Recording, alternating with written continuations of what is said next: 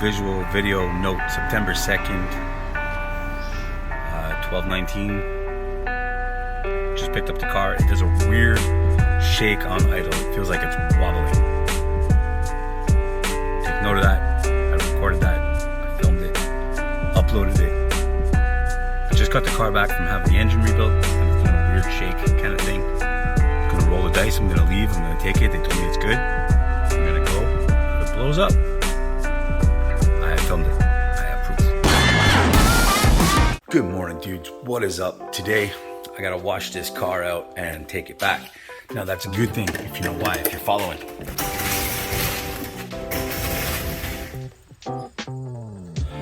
Yeah, I don't really have to wash it or clean it. I'm just being nice.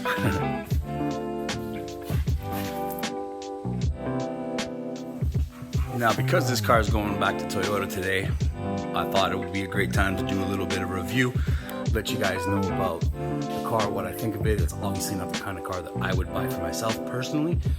Just by looking at it, you can tell it's sitting around the garage. It's not my style. But it did have its good things, it had its bad things, and I'll tell you about it.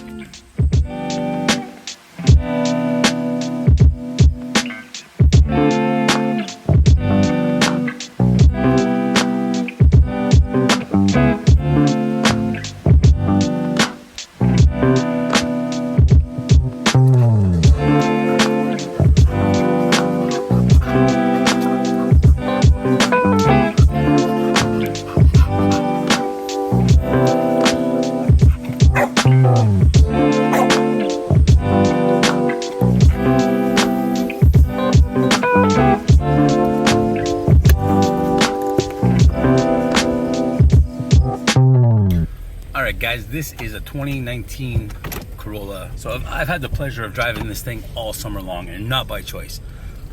Sorry about the way I'm holding the camera. I don't have a camera mount in this car because it's not my car. Anyways, I'll give you a little backstory. The time of filming this, it is September 2nd, and my 8.6 blew up on me May 17th. So it's been at Toyota ever since. That's over 3 months. I've been driving this thing for all that time, and I can show you, I can tell you not details about it mechanically or anything like that, but let you know how it feels, how it rides. It's a nice looking car, I find.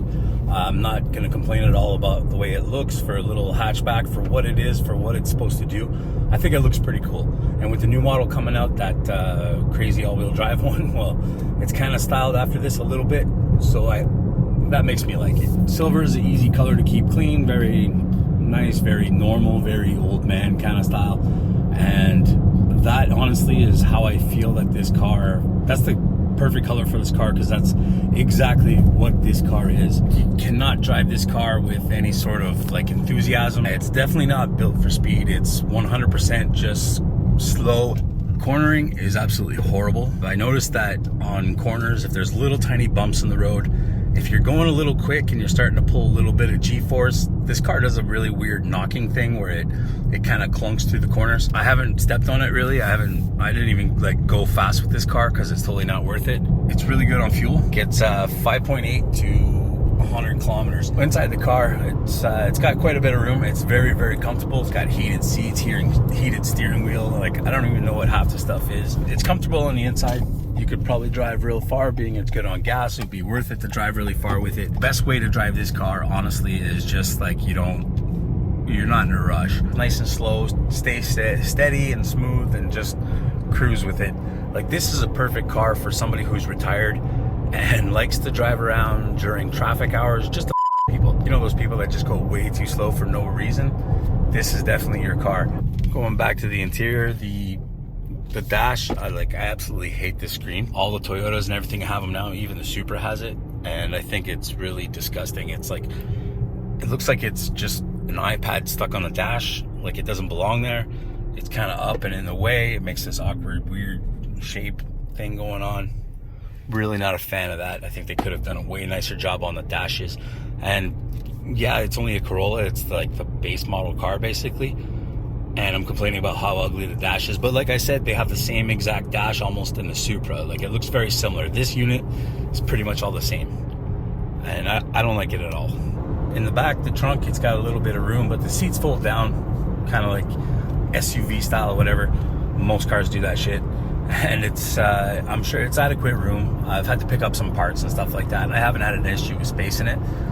This is the kind of car I think you can get away with putting on a trailer hitch, because who gives a shit, right? The spare tire, I'm happy to see that it has an actual spare tire in it and all the tools you need to change it. That came in handy twice for me because I blew 2 tires on this car. They gave me this car in May and it still had winter tires on it. So I blew one in a pothole, I brought it back. They made me pay for a new tire, they replaced it. A couple weeks later, I hit a pothole with the other side of the car on a different part of the road, same road, different spot. Blew another tire, and then when I brought it back, I asked them why they didn't just put summer tires on it. So they went to do that, and they only found 3 out of 4 summer tires that they had for it. So they had to order other ones. So I actually have to pay that bill when I bring this car back. I have to pay for that second tire. The winter tires that they put on these things, I'll try to get you guys the name brand later, but wow, what a terrible tire. If I was a tire review guy, I would give that one 0 stars. I'm a little sketchy about those inflate your tire thingies, like the foam and whatever. It's not always gonna save you. Final thoughts. If I had 2 kids, I was retired, and I was never ever in a rush to get anywhere, would I buy this car? Maybe. Things I don't like, it's automatic, not fun to drive. It's front wheel drive. I kind of like the hatchback. This is not the car for me in my life right now. So if it was later on and I was never in a rush to go anywhere, would I buy this car? Maybe. Probably, because I'm a Toyota fan, and if this was the style of car I was looking for, yeah, I would buy it. But would I spend my hard-earned money on something like this that I'm going to travel with and in the situation I am and the style of cars that I like? No, absolutely not. It's a little discouraging like that. Overall, it's a good car, and I'm sure a lot of people like it, but I might be sour about it too, because I've had to drive this while my 8.6 was blowing up, and now my RX-7 bit the dust, so I've been stuck driving this all summer long. I haven't been to any events, any shows, nothing. Maybe I'm a bit sour about it, but in the end, no, I probably wouldn't buy this car. So that's my review on this 2019 Corolla. Hope that helps.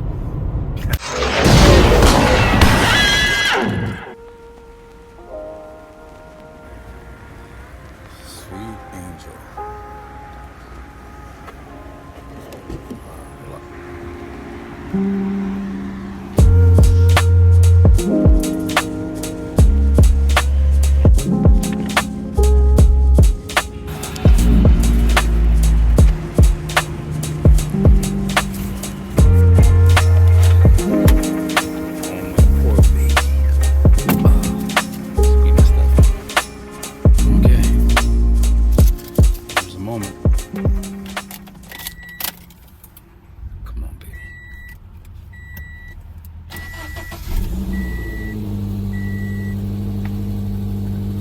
They left it in gear. Who leaves the car in gear? You always gotta wiggle.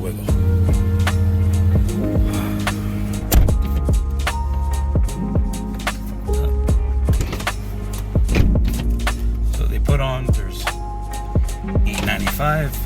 There was $881 when I dropped it off. So they put a couple clicks on testing it. I got the 8.6 back. Now let's take her home and hope that everything is gonna be okay.